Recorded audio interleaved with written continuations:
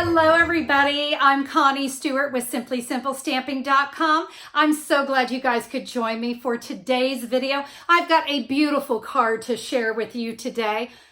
I think you can see we've got some beautiful watercolor wash going on here. It's a very simple technique. I think you're going to enjoy it. Listen, I'm going to tell you, I'm not a watercolor artist, but I think this card turned out beautiful. And do you love the rhinestones? And then just that little touch of black baker's twine. I think it is a beautiful card. I'm very excited to share with you how to create it. So let's get to stamping. All right, let's go over the cardstock you need for today's card. I'm going to begin with a Melon Mambo card base that is cut 8.5 by 5.5, scored at 4 1/4 inches. I have a piece of basic black cardstock, 3 3/4 by 5 inch, and 2 pieces of Whisper White. This one is cut 4 inches by 5 1/4 inches. That's for the inside of my card. This piece here is cut 3.5 inches by 4 3/4 inches, and that is the one that we're going to do our magic on. The star of the show today is the Beauty Abound stamp set. I have loved this one. You guys have seen me create a couple cards with it. It's got some really great sentiments in it, and of course this wonderful focal image, and that's the one we're going to do our little watercolor wash on. Today's project might get a little messy, so we want to make sure we have our grid paper or something underneath us to work. We're also going to be working with a StazOn ink pad. I don't use StazOn a lot, but because we're going to be working with Aqua painters, we need this waterproof ink. We will start by inking up our focal image. We're going to stamp that up here at the top. My sentiment, a friend is someone who chooses you. We're going to stamp that underneath. I'm going to bring in my 4 inch by 5 1/4, and this is for the inside of the card. I'm going to stamp the out of a whole world of people. So a friend is someone who chooses you out of a whole world of people. And we will stamp that here in the middle. In this stamp set, we have a couple butterflies, and I'm going to stamp those inside my card. Also in the StazOn ink, I'll stamp one here and another right there. All right, now it is very important that we take our StazOn ink pad. You're going to notice there is a little plastic pad in there. It does state, don't throw it away. And you can see I've actually held mine on with a few Stampin' Dimensionals. When you're done with your StazOn, always close it up. And it's called StazOn for a reason. So we want to come in with our Stampin' Chamois, and we want to clean all of those stamps right now. Let's take that second and get that done. So for today's card, I'm going to be using 4 colored ink pads. I have Pool Party, Pineapple Punch, Old Olive, and Melon Mambo. My watercolor wash is actually done with Aqua painters. This is a product we've had in our catalog for a long time, and guys, let me tell you, these are a must-have. But I do something a little different with my Aqua painters because they're not filled with water. They're filled with rubbing alcohol. Yep, this is that isopropyl, I think that's how you say it. Just straight rubbing alcohol, so the medical type of rubbing alcohol. You can use either the 70% or the 90%. Either one is great. What I love about filling my Aqua painters with rubbing alcohol is that it dries very quickly. And I think when it comes to this technique and the fact that we're going to be doing it on Whisper White cardstock, it's nice to have something that's going to dry really fast. I'm going to start with the medium tip Aqua painter, and I'm going to begin with my lightest color, which is Pineapple Punch. Now guys, you can also do this with Daffodil Delight. It would look nice too. I am simply going to take a clear block and make myself a little ink pad. So I'm going to set that right here, and what I'm going to do, there's a barrel here in my Aqua painter. I'm going to give it a squeeze. It takes just a few squeezes. There it goes. You're going to see a great big blob of alcohol, or 2 or 3. It's all good. And we're going to whoosh that around, and you can see I have a really nice little puddle of ink. And I'm just going to kind of dab it off just a little bit.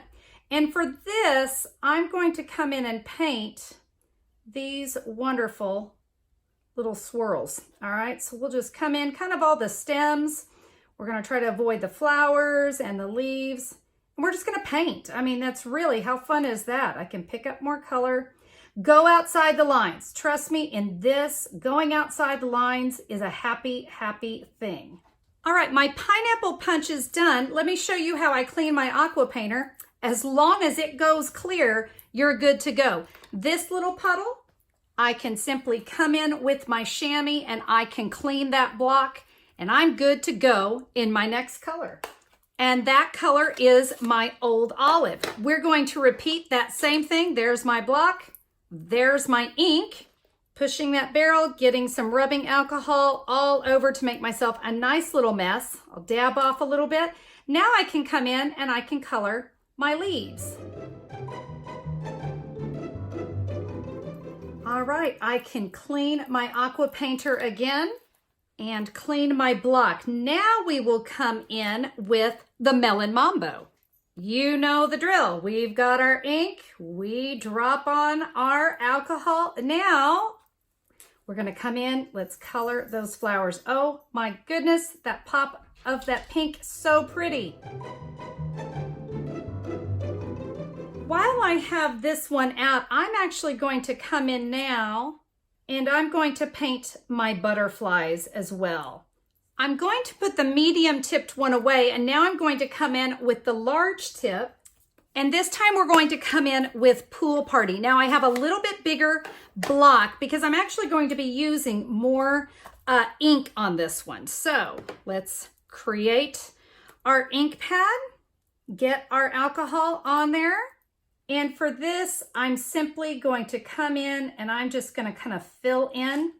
It's just going to add a nice, just kind of a nice little, I don't know, just really just a nice little watercolor wash around this.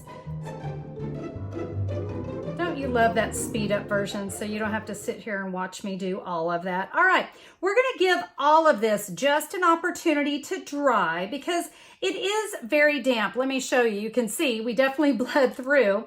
So we're gonna let this dry for just a few minutes. I'm going to take snail adhesive to adhere this down, but I want to give you a little tip. This might get a little bubbly. I'm going to add a little adhesive here. I want to make sure it stays nice and flat. When I say it gets a little bubbly, it might just feel a little lumpy because it's paper that's gotten wet. But if we just add our adhesive there and give that a nice press, now we don't have to worry. No more lumpies and bumpies. It's all good. I want to show you here on my original how I did this little notch. This is optional, but I think it's a really fun way to work with your twine. I have got a 1/2 inch circle punch, and what I want to do is I'm going to line up the edge of the punch with the Whisper White cardstock, and then I only want to nip the basic black cardstock. So I don't want to nip into that white. If you do, it's fine. I just kind of like, we're really just trying to get a little tiny piece, just like that. I'm going to work with my baker's twine on the spool, and I'm going to wrap this around in those notches 3 times. And now I will just tie this in a bow here on the left-hand side. I'm going to attach my focal image with Stampin' Dimensionals. One of the reasons I do this is I've got this bulk here from this baker's twine, and the Stampin' Dimensionals kind of rise the cardstock up, not to mention it makes the card look amazing. I think Stampin' Dimensionals make everything look good. So I'm going to add 6, and then let me get a couple here on the side. I will peel off the backings, and now I can add that to the front of my card. Look at that melon mambo and how that just, whoa, it just pops right off the page. I can then add my inside to my card. Now, looking good, but if you want to bling it up, and I always like to bling it up, I'm going to use some adhesive-backed rhinestones, and we're just going to insert that, lay those down inside every flower. Are you already just dying? So pretty. But yeah, I'm using my Take Your Pick tool. I find that makes it a little bit easier to pick it up and place it where I want it. And I think I'll add a few down here by my sentiment as well.